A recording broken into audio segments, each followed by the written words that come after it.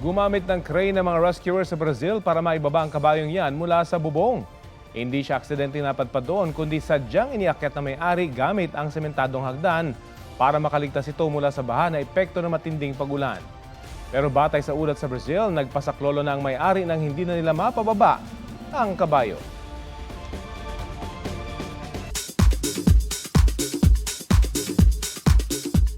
Ilang K-pop group and artist dinominate ang Billboard World Album Chart. Nanguna riyan ang mixtape album ng Stray Kids na Hop. Top 2 naman ang solo album na Muse ni Jimin ng BTS, habang top 3 ang Romance Untold ng ENHYPEN. Karakter ni Dennis Trillo sa Green Bones tila nag-crossover sa isang South Korean series sa latest niyang TikTok video.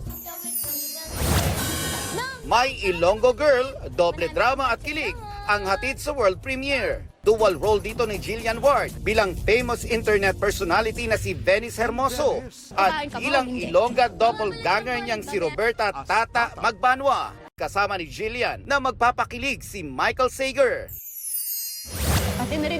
Nag-world premiere na rin ang GMA Afternoon Prime series na Prinsesa ng City Jail.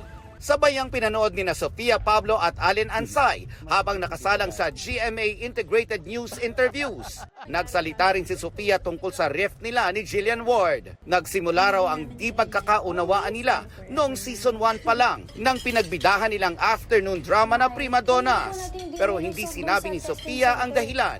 After nun, we never talked anymore. When we were close, tas biglang, wala na. Basta, Like literal, wala na. In a snap. Wala pong buwelo na ilangan. Literal, stop.